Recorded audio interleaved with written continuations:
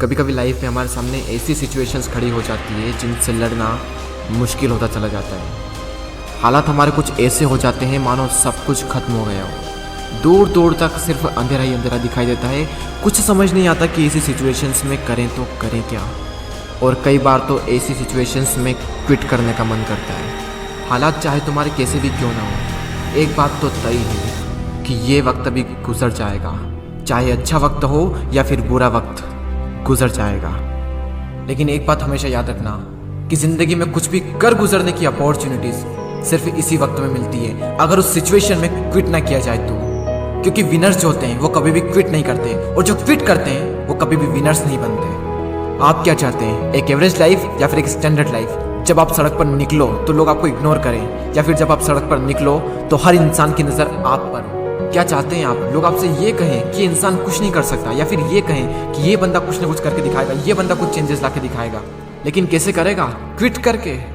मर जाना, लेकिन क्विट मत करना। चाहे परिस्थिति कितनी भी विपरीत क्यों ना हो, कभी भी क्विट मत करना। आपका समय आज बुरा है, कल और बुरा होगा, लेकिन परसों आपकी जीत होगी। लेकिन सिर्फ शर्त इतनी सी है कि आप उस सिचुएशन में टिके रहो और क्विट ना करो। ये प्रकृति चाहती है कि हम इन परिस्थितियों से लड़ें, संघर्ष करें, ताकि हम और मजबूत बन सकें। क्योंकि ये परिस्थितियाँ आती है हमें मजबूत बनाने के लिए, ना कि हमें कमज़ोर बनाने के लिए। ये प्रकृति चाहती है कि आप और कामयाब बने, इसलिए आपके साथ कुछ न कुछ बुरा होता रहता है। और ना सिर्फ आपके साथ, बल्कि इस दुनिया में मौजूद हर इंसान के साथ हर समय कुछ न कुछ बुरा होता रहता है। ये प्रकृति का नियम है, हम इसमें कुछ नहीं कर सकते। हमारा क्या कर्तव्य है? हमें सिर्फ इतना सा करना है कि टिके रहना है, चाहे परिस्थिति कैसी भी हो। मैं आपको एक छोटी सी कहानी बताता हूँ। एक बार एक बायोलॉजी के टीचर्स अपने स्टूडेंट्स को एक तितली के बारे में बता रहे थे, और उन्हें वे ये प्रैक्टिकली दिखा रहे थे कि खोल में से एक तितली कैसे निकलती है। और वो टीचर ये कहकर चले गए कि कोई भी स्टूडेंट्स उस तितली की मदद नहीं करेगा। वहाँ पर जितने भी स्टूडेंट्स थे वो ध्यान से उस खोल में से तितली को निकलते हुए देख रहे थे। तभी एक स्टूडेंट को उस पर दया आ गई और उसने उस तितली की मदद की उस खोल से बाहर निकलने में, और सफलतापूर्वक वो तितली उससे बाहर निकल गई। और उस स्टूडेंट की वजह से उस तितली को कोई संघर्ष नहीं करना पड़ा, कोई ज़्यादा मेहनत नहीं करनी पड़ी उस खोल से बाहर निकलने में। लेकिन वो तितली थोड़ी ही देर में मर गई। जब टीचर वापस लौटे तो उन्हें पूरी घटना मालूम हुई। तब उन्होंने अपने स्टूडेंट को बताया कि वो तितली जब संघर्ष करती है तो उससे उसके पंखों को मजबूती मिलती है। यही प्रकृति का नियम है। उस तितली की मदद करके उस स्टूडेंट ने उस तितली को संघर्ष करने का मौका नहीं दिया, और यही परिणाम हुआ कि वो तितली मर गई। संघर्ष ही आपको मजबूत बनाता है। इंग्लिश में कोट से नो पेन नो गेन। संघर्ष तो करना पड़ेगा, चाहे कुछ भी हो जाए, और इसमें कोई बहाना नहीं, नो एक्सक्यूजेस।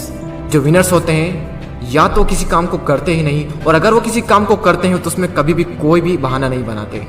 और जो लूजर्स होते हैं वो किसी भी काम को करेंगे तो हर किसी में बहाना बना देंगे। अगर वो चाहें तो बहाना बनाने पर पूरी एक बुक लिख सकते हैं। मेरी तो किस्मत ही खराब है, मेरे साथ ही ऐसा क्यों होता है, मेरी एज बहुत कम है, मेरी हाइट बहुत कम है, मैं काला हूँ, मैं सुंदर नहीं हूँ, लोग मुझे पसंद नहीं करते, मैं ज़्यादा पढ़ा लिखा नहीं हूँ, मेरे पास टाइम नहीं है, मेरी आवाज़ अच्छी नहीं है, मेरे पास ये नहीं है, मेरे पास वो नहीं है, काश ऐसा होता, काश वैसा होता। देखो, जो जैसा है वो वैसा है। ना तो आज तक कुछ बदला है और ना ही कभी कुछ बदलने वाला है, तब तक जब तक कि आप अपने आप को नहीं बदल लेते। जब भी अंदर से ऐसी फीलिंग्स आए, जब भी बहाना बनाने का मन करे, अपने आप से जोर से चीख के चिल्ला के अपने आप से कहें नो एक्सक्यूजेस। कोई बहाना नहीं। जहाँ पर भी आप काम करते हैं, जहाँ पर भी आप पढ़ाई करते हैं, जो भी आपका वर्क प्लेस है, वहाँ पर कागज पर लिखकर चिपका दें नो एक्सक्यूजेस। कोई बहाना नहीं। मैंने भी अपने वर्क प्लेस पर ये लिख रखा है नो एक्सक्यूजेस, और आज से आप भी कसम खा लें कि कभी भी जिंदगी में बहाना नहीं बनाएंगे।